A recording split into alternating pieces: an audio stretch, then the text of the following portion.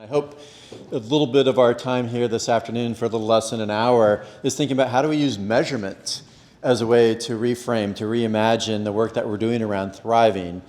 And I'm not sure if the clicker is working, but let me just jump you into what, I just want to say, I'm with Community Initiatives Network. I have David Gibbs and back there who you're going to meet in a second, and Stacey Wegley and Tatiana Maida, and we're so grateful to be sharing space with you. What we just kind of absorbed this morning together is truly extraordinary. Truly rooted in relationship. When a group of really diverse perspectives is aligning around values to create change, it's breathtaking, isn't it? I mean, to be in this space, we travel all over the country. People would envy being in a space like this, a healing space. What you're doing is countercultural, really, of what's going on in our country right now. And so we're just grateful to be here with you. So well-being, this session kind of grow our understanding of different ways that we can be measuring equitable, intergenerational well-being. And we're going to look at that a little bit from a global through kind of the lens of indigenous values, which I think you're going to hear a couple different ideas from Shoma, Dr. Shaha, and as well as Jan Marie Ward, who I'm going to introduce in a moment. They're going to offer some examples of how communities are actually using measurement to get traction. And we're going to have just a little bit of time before things are over for you all to what's kind of coming up for you? How should we be really thinking about measuring and tracking and thinking about well-being here in this region as we get more intentional about that? So that's the spirit of what we're trying to do for this next segment. And just as a reminder, a few years ago, several of you, even in this room, started to say, what are our commitments to how we're going to do this work differently? And I think this morning is just evidence of how that intention's starting to play out.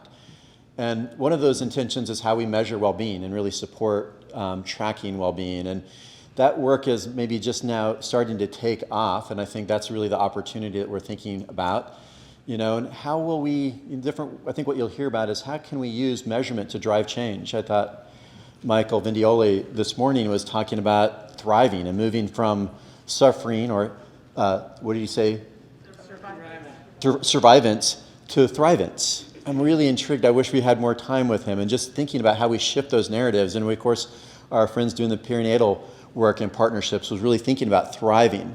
So some of what we'll hear a little bit is how do we measure struggling and thriving and suffering, struggling, and thriving, and what might we do about it to continue to think about how we invest differently, how we invest in marginalized communities, how do we create new partnerships, and how do we track that and make decisions together. So measurement has the possibility for all of those pieces. And as we know, measurement's been used in ways that has harmed. It's actually been used in ways that have been marginalized to groups and masks inequities. And so it's a tricky thing, and I think we're going to hear a little bit around how do we use measurement in a way that is healing, that actually propels us forward. And again, as this quote says, not everything that can be measured matters, right? There's a lot of things that we measure that really don't matter in the big scheme of things. And not everything that really matters is easy to measure. So we're not just talking about numbers, but there are a lot of different ways that we can think about measurement. And we're lucky to have a couple of folks with us. One is new to me, a new friend, I hope. And where did she go? I want to make sure I get everything right. Jan Marie Ward, who is actually a descendant of the San Ynez and Barbarino, California Mission Indians. And she is here, and there you are. And she also happens to be the president of the Washington Public Health Association, and she's a senior public health policy and project advisor to the American Indian Commission based here in Washington. And among a number of things that she's working on is really this pulling wellness together, which is this kind of indigenous values infused framework that they're working on, and she's going to share a little bit more about that in a moment. And then whoops, I didn't mean to put that slide up yet. I may need your help maybe to start pulling up Shoma. Some of you met Shoma Shaha, longtime colleague and friend. I'm so delighted that she can join us. I think she's coming in from Boston today. And Shoma is the executive director of Wellbeing of We in the World, Wellbeing Equity in the World, as well as the network Wellbeing in the Nation network. And Shoma, among other things, has a real interesting global perspective on using measurement to drive change and measuring well-being and equity at all levels, from global, national, to hyper-local. And I'm going to start with Shoma. We were going to do a little bit of a dialogue, and then we had the treat of Jan Marie joining us. So, Shoma, can you hear us?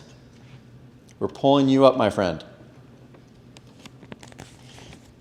And so they're going to share a little bit about their experiences and just encourage you to be taking in what you can drink in, and then we're going to put you in some small group dialogues. Hey, Shoma. You've been doing a lot of this work around measuring and tracking well-being for some time now, the art and the science of it, and wondering if you could just take a few minutes to what's kind of the art and science of thriving? What do we know? What are we learning? And what are some examples of how communities are really starting to get traction on this?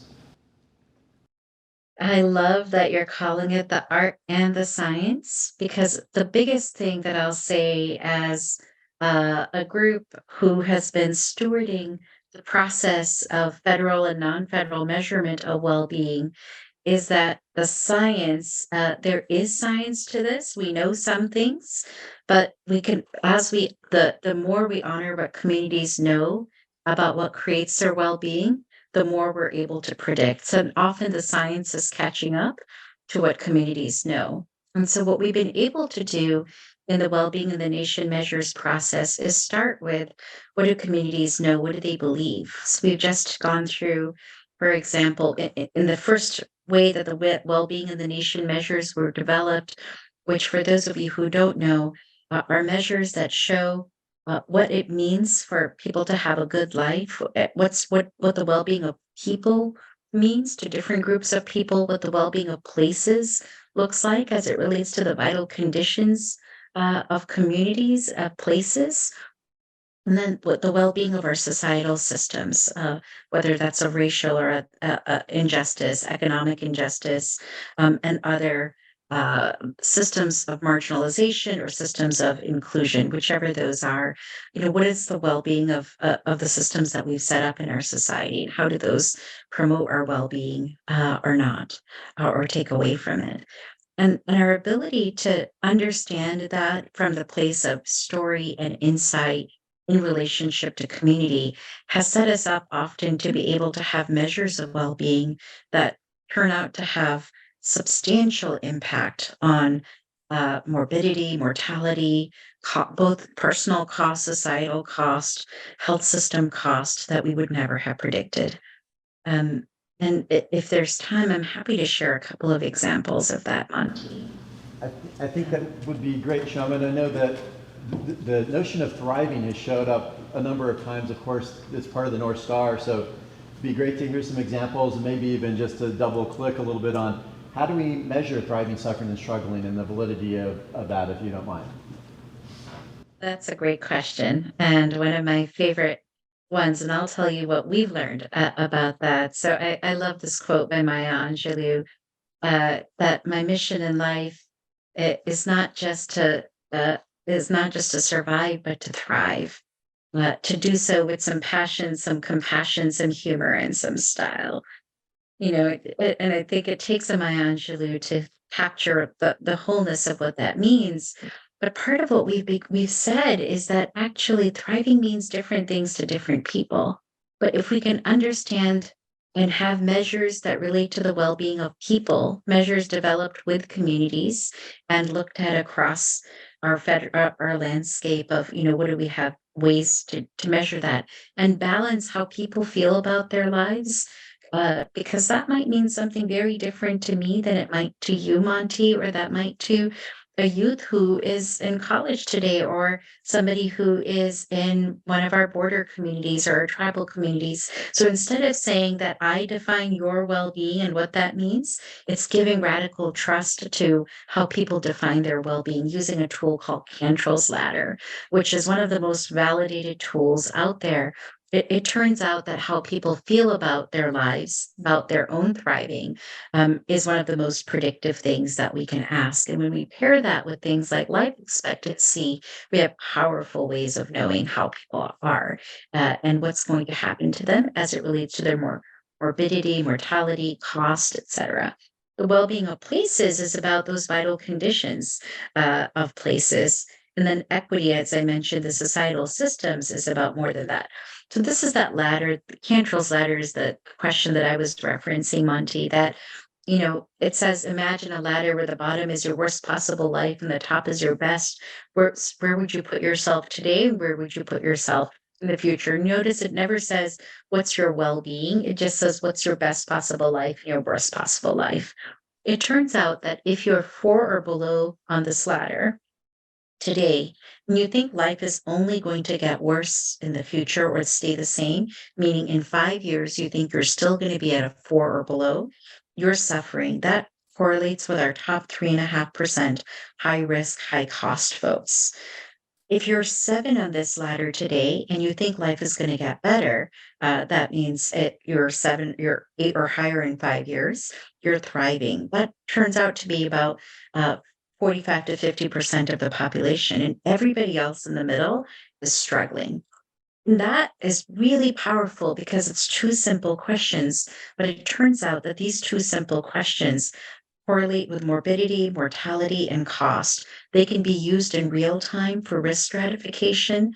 They work across sectors. And by asking just a few additional questions, this has been administered millions of times and is actually recommended by the OECD and the national academies as a leading indicator, along with, by, of course, the well-being in the nation measures. We have baseline data based on race and ethnicity, and you can do things like a life evaluation index, what's the percent of people thriving minus the percent of people struggling and suffering. Here's what's really beautiful is that we can now correlate the well-being of people with the well-being of places, and as well as the underlying reasons that might be threatening people's well-being, like their financial security, their connection to a thriving natural world, their sense of belonging and connection to culture, a sense of loneliness, their sense of trust and safety in their community. And by creating measures that are community driven but highly validated, that relate to what communities have said, that are about what communities have told us is needed, along with existing secondary measures that are out there. The well-being in the nation measures offers a really nice menu of measures that relate our well-being of people to the vital conditions that are in our communities. And what was been powerful with about that in the context of the last 3 years is because these were simple, powerful tools that can be used by communities that could easily be adapted to add in questions that relate to what different communities felt mattered to them. As we brought together the Communities Rise Together effort with groups like the Migrant Clinicians Network, who was looking at the well-being of migrant agricultural workers as they were caring for them in the context of the pandemic, or Meals on Wheels was working to reach older adults, or Chromatic Black was working with 10,000 Black artists with Black communities in the South, and the National Indian Health Board was working with tribal communities. Each of them were able to add simple questions along with some base standard ones around the standard ones have things like financial insecurity, a sense of trust, loneliness, et cetera. And really, because we designed this collectively, not just with these national organizations, but with communities across the country, we suddenly had a simple tool to be able to say, what might matter to drive well-being, to put those secondary questions in and build a real-time data system that communities could own and use to drive improvement, to both shape their strategies because they were getting data back in near real time, along with look at long-term community conditions using tools like IP3 Assess to help them see how was going on with their people's perception of their well-being and what was true about their community conditions related to one another. This is an example of one of the communities that we were working with in Pine Ridge, South Dakota, where they realized that they had really high rates of suicide and trauma and generational trauma in this indigenous community, which is one of the communities that was had one of the largest boarding schools in the country. And as Uchedi Wakan, an organization founded by the 37th and 38th generation medicine man, who the same one that brought the Sundance back to Standing Rock, what he knew was and believed was that reconnecting people, youth to their culture, giving them back uh, their connection to culture, their connection to traditional healing practices, to ancestral stories would be protective. And they'd done that already in K through 8 and then needed to go to K through 9. And what they did was they were able to work with their youth to and build ways of putting curriculum back, ways to in the K through 12 schools that help reconnect people to their culture and stories as health and well-being intervention. And to measure that using the well-being scale, they were able to add additional questions that easily related to what they cared about. Like, I feel connected to my culture. I believe I'm resilient to the challenges in my life. I'm grieving the recent loss of a relative, friend, or neighbor. I honor my greatest gifts. I honor my biggest fears. These were questions that youth and Indigenous communities built and could be used in addition to the sort of standard questions that they had. And for Meals on Wheels and the National Councils on Aging that was working with older adults, they quickly flagged that things like loneliness were the major issues. And you can see that everybody knew that economic insecurity was an issue. And by having real time data, like it's food and housing and rent. They could develop vaccine events that cared for people, get people connected to utilities. They could provide and create the services that people needed and connect vaccinations and other health efforts to that. And for Meals on Wheels, they really doubled down on strategies to address loneliness as they began to try to safeguard the well being of older adults. And we, of course, now know that whether a senior is lonely or not has a six-fold impact on disability and death. And you could see that, what was happening with the $400 emergency expense, and people began to put in sources to be able to help stabilize families in real time. Yeah. I'll just end with this example. In the state of Delaware, they were able to use who was thriving, struggling, and suffering using a simple spreadsheet where they were able to reach out to people, use those two questions to screen, which it turns out that if you don't have hope that the future will be better and you're already struggling and suffering, that's a huge correlation with deaths of despair. Brookings published a study about that. So the Delaware Division of Substance Abuse and Mental Health in the context of the pandemic, had stratified already who their top 10% of people were, that they were most, or not just who was in the hospital or in the emergency room now, but who might be at greatest risk and who might be at rising risk of not thriving. And by using that frame of who's at greatest risk, who's at rising risk of not thriving, they were able to proactively reach out to those groups and began to place things in place in real time. And as they did that, they did things like, take over 3 Sheratons and house everybody who was homeless, and begin delivering mental health and addiction services there.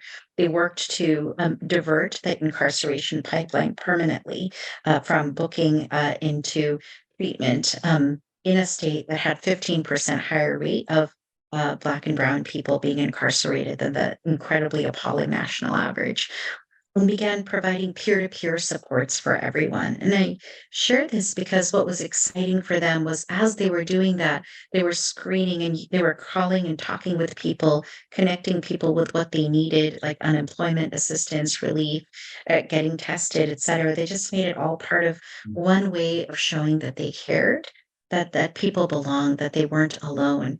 And as they did that, as people got better, they then became people who reached out to others so that there was this civic community of care that just transcended the state. And what the CDC found at the end of 2020, like a year later, was that there were only 3 states that didn't increase overdose rates. Everybody else, on average, went up by 23%.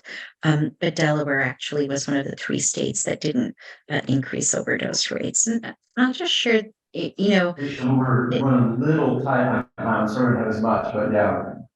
oh, no, I was just finishing up, Yeah, Monty, go just for to it, say yeah. that, yeah, just to say that, sometimes we think these soft quote unquote measures don't matter, but actually, it turns out what we've learned is that they are some of the most predictive of of the hard outcomes that we actually care about. And I think our ability to trust what people know about their own thriving, to trust the data we have in communities and of our systems is something that we can do together with communities and can use to drive real time hard outcomes. Shoma, thank you for that. Are you able to hang with us for just a minute? Okay, well, how about a clap for Shoma for giving us a holistic view of this, and it'd be great to have Jan for you to just come up and share a little bit around what's emerging here. While she's bringing the slides up. Thank you so much, Liz, where are you, for the invitation to join you all. So just really glad to be here. And this is just really important work, incredible. I'm glad that you're here doing this. It is, there's a lot to think through this process, and I am very much aware of this. And I think that part of it is that each of us bring our own stories and our own histories and our own generational understandings to work like this, because this is deep work. It isn't just, looking at a set of frameworks and forms and putting your head to it. It really is having to take the time to think about, what does this really mean to your own personal experience? What does it mean to your history, to your family's histories? And I think that's part of our work. The Pulling Together for Wellness framework actually started in 2011, that I started working with the American Indian Health Commission, and it was centered around doing tobacco prevention work. We were talking about promising practices that were relevant to tribal communities, and I was very interested in supporting the concepts of looking at what would be potentially funded promising practices. Anyway, one of the things that we heard very early on as we started to look at this is CDC had 10 strategies that they funded. They funded the state government, and then and that pass-through funding came to the American Indian Health Commission to do this work. I do have my slides up now. So, and with that right away, in meeting, we had a gathering, and the gathering was to bring tribes and urban programs together to talk about what needed to be done to address tobacco prevention and cessation work. Knowing that tobacco, and at the time it was particularly smoking, had a substantial negative impact that created very high health disparities among our population. We brought this group together, and tribal leaders showed up for this meeting. We had not anticipated, or we had not reached out specifically to tribal leaders for this event, but they showed up and they voiced their thoughts about this. And here's the big message, is that it's not just about tobacco. It's about emotional wellness, okay? That was in 2012. And with that, we said, okay, well, here's the funding. We asked the department to work with us to influence CDC to give us some latitude, and that's how this work began. Tribal leaders got involved. This framework was created through the guidance of tribal leaders here in the state of Washington. You can see, I'm just going to point out a few things about the framework. You can see the center here that is reflective of a medicine wheel. And in the center of that circle is culture. So one of the key elements is that culture is relevant to all aspects of health. And our health is not just our physical health, but our mental health, spiritual, emotional, and physical. But that's all rooted in culture, because that is the way we live our lives, right? We can't separate ourselves from our own culture. And I know these days, particularly maybe the last decade, there's a lot more conversation about, the role that culture plays in your life, the difference between tradition and culture, and what is passed down to you generationally. For us, for Native people, those things are really important issues. The medicine wheel did not originate from the Pacific Northwest, but it is known by Native people. It is something that resonates. And the thinking was that this is a reflection of that whole health that is we all aspire to. We also, it's a memory of what was, okay? And now we're going pre-contact. We won't have the time to go into the depth of that, but it is about how things were, how we use tobacco. Tobacco is a great example because in most of the Americas, tobacco is a significant medicine plant. And so I love the fact that tobacco guided our way in this learning. So in the framework itself, you can see that down below, in the box below, it says generational clarity. The thinking there is that in order for us to actually be able to obtain this whole health, that there's the healing work that has to happen, that is about addressing historical and intergenerational trauma effects, having an understanding and addressing equity, racism, health disparities, and social justice with an understanding of the social determinants of health. In understanding the connection to adverse childhood experiences, the connection from historical trauma to adverse childhood experiences, and then also lateral violence and oppression. These are all things that were part of that emotional wellness that are critically important to address. Now, I'm going to just share a few other things that are part of the framework that really are about how you go about doing the work. So that is involvement of tribal and urban Indian or tribal leadership is important in order to champion the work and carry it all the way through for sustainability. It's important to engage communities because communities will tell you what works and does not work in their community, right? Having youth and elder voices are critical to really doing that deep level understanding of what's working. Also, traditional healers and the cultural knowledge keepers that need to be included in the process. Now, we're talking about this work from a community perspective, not from an individual perspective. Also, the use of and balance of storytelling and data. The importance of that is that we have the inherent right to our own stories, and we are the only ones that have the ability to know those stories from our family perspective, from the places in which we come from. And then using the 7-generation principle.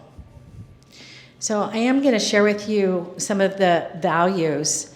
I'm not going to go through this whole long list here, but what I'll share with you is that there are vision statements. The vision statements are relative, they connect to the life course approach, starting with babies and moms and dads, to our children, our adults and community members, our elders, and then carry on to our communities, to our environments, and that it's necessary for all of them to be healthy in order to obtain this concept of a tribal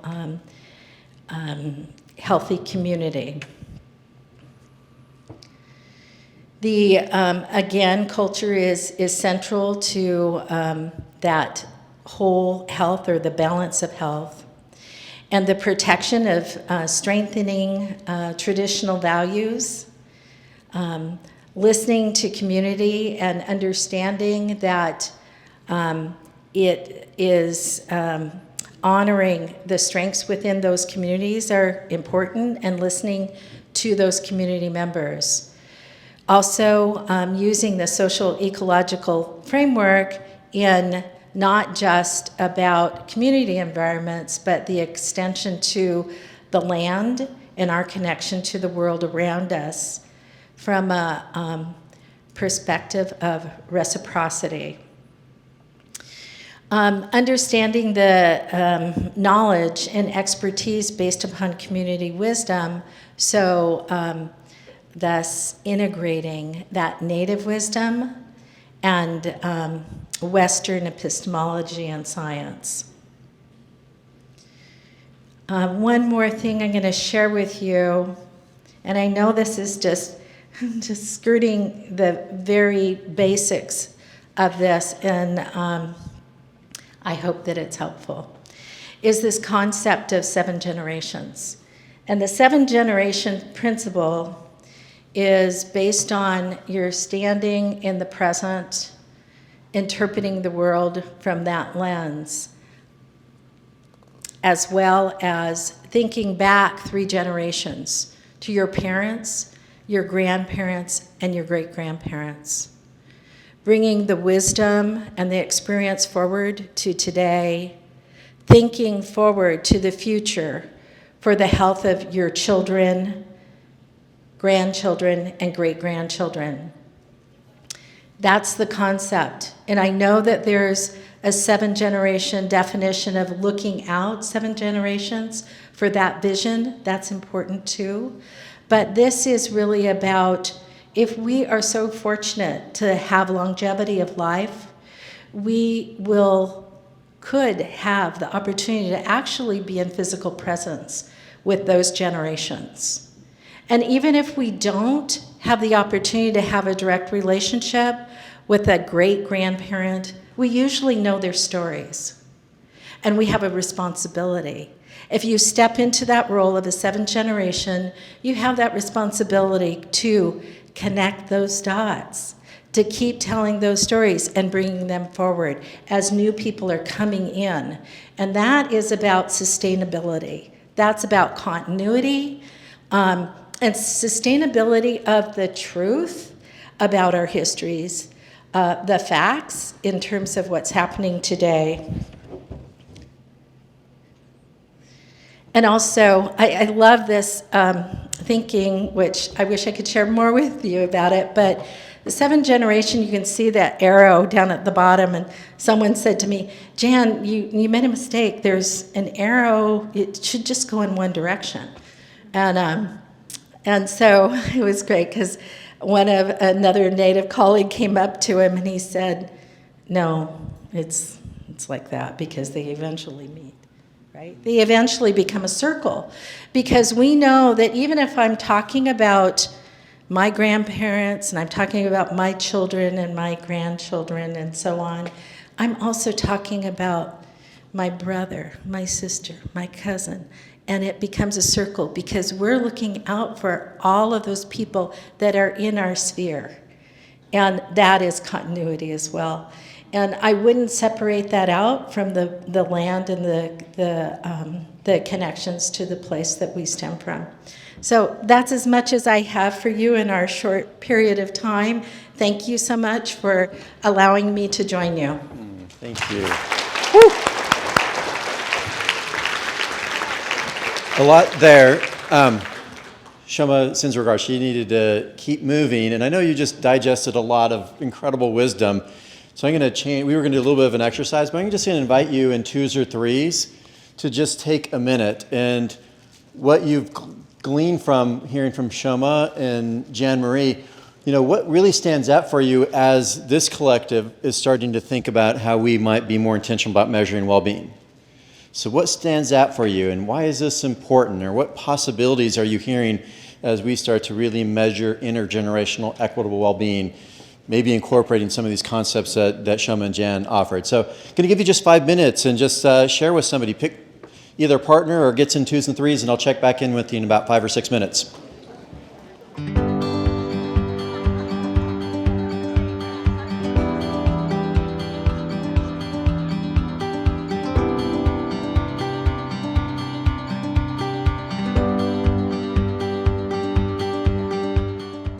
All right.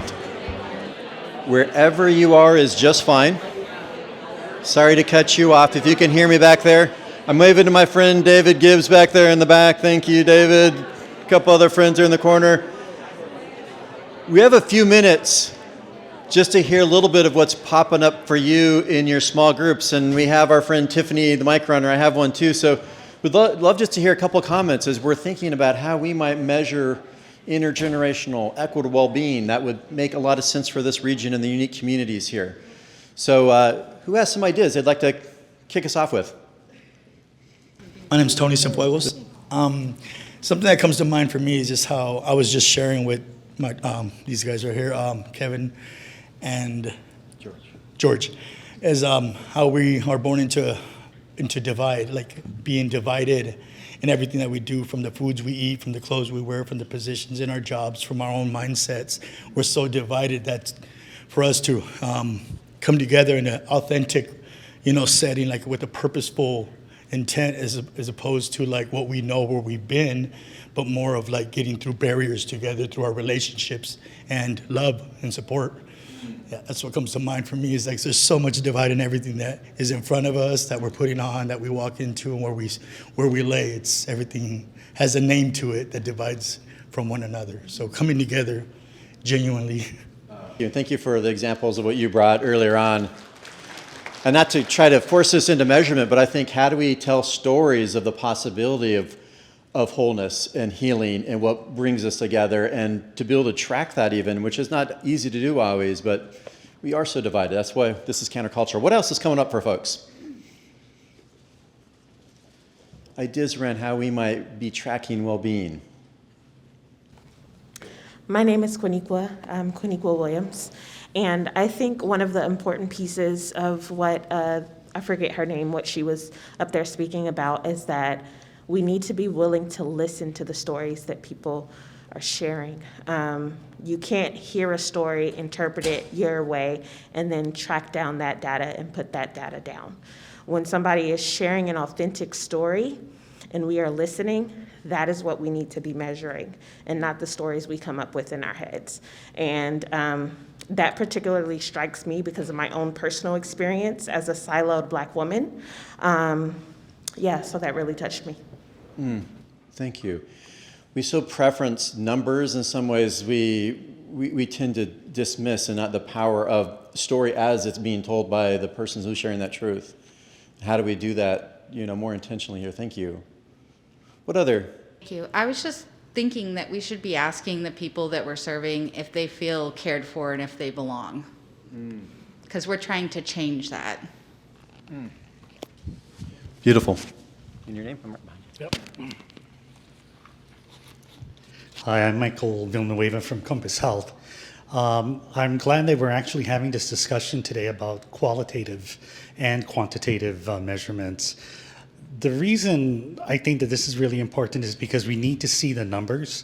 It's very difficult when you're trying to make some kind of a social change. And so with your suggestion here, if people feel more engaged, what would that look like? You want to see greater populations of people participating in stuff. So determining your key performance indicators of your program is really, really important. One of the things that I'm having a challenge with is finding up-to-date data. What I've been using so far is stuff from the US Census, but that's a little old. And the last census that we had was a little jacked up. I won't go into that one. But that's one of the things here. And so the other thing that I'd like to put out to the group here today is that we're trying to measure change from people that have been living with systemic inequity. Now, if I'm thinking just off the top of my head about what does success look like, does that mean that BIPOC communities are equal and on par with mainstream white Americans Is that a fair measurement? Because you're not starting from the same space. Another group is working with resources that's already been established for them, and there are other people that have been marginalized and don't have that same opportunity. So I'd like to see if maybe another ACH session could have a discussion about that. Thanks. Love it. Thank you. Couple more quickies right here, sir. Well, with that, especially in mind about the difference in the populations, actually, the metrics should not be generalized. In my opinion, the metrics should be personalized. Each individual has their own unique circumstances that they deal with, and those need to be tracked more than, oh, let's get this cookie cutter idea and just boom and press them into that mold. Lyndon with PFLAG Skagit, to be named and counted is not safe for everyone. And I'm going to also mention the political climate right now. I remember when under the Obama administration with census, trans people were counted, hot dog. And then the next administration came through and made them pay for that because that happened in the military. And so it's not safe for everybody. Thank you for that reminder, unfortunate reminder. Just a comment about storytelling. I think what's come up for me is sometimes the storytelling, the ask is tell me a grand story or tell me a tragic story. And I think what gets lost is the vanilla story, which is 98% of the work. And I'd like to hear more vanilla stories. Thank you. This was a teaser. There's a lot of challenges with measurement for sure. You named some of them around it's not safe to measure. Measures have been used to mask inequities and injustices. And it's something I think that the whole measurement field, and Shoma alluded to some of that, and obviously same with Jan Marie, there's some creative solutions. The solution is not to not measure, is how do we do this and how do we tell stories in ways that actually help us propel everybody towards thriving. Some of you have mentioned belonging. There's a lot of interesting belonging measures. Shoma kind of alluded to some. Stacey and I are working with some communities that's belonging and thriving to become the leading measure for all their investors, and they are tracking it with narrative and other ways of doing that. The Other Belonging Institute has this new belonging barometer that Liz and some of us have been talking about, how this might be a region to pilot that, how we might really be able to collectively think about integrating some of the incredible work that Jan Rhee and team are doing with the 7-generation thinking. I love that, the whole circle going forward and backwards. So there's an opportunity for us to get creative with how we start to collect our individual, our collective experiences to move everyone forward. And again, from that targeted universalism perspective, David's going to allude to this. Some of you remember this idea of how do we understand that all individuals and groups are differently situated. And we can't expect to treat all groups the same way. And if we are going to have an equitable lens, it needs to show up in our measurement, our storytelling, our investment perspective. And so there's going to be an opportunity with the SEED Collaborative and some others around thinking about how we might develop that practice here with a targeted universal frame. In the meantime, I'm going to hand it to for a second for a quick promo from our friend Ara. Y'all, it's getting juicy up in here. So I won't take up too much of your time. My name is Aura L, she, her pronouns, and I just wanted to give y'all, I'm gonna tee this up, but later on today, after our next session, we're going to have some open discussion, some open session, some open space, where we're going to continue talking about this, and I will be lightly facilitating. So keep those gears running, keep those ideas generating, and see how it actually adds on as we go and move into our next session. So I am super excited for that. I will see y'all later on this afternoon, and just keep them running. Keep it going, y'all.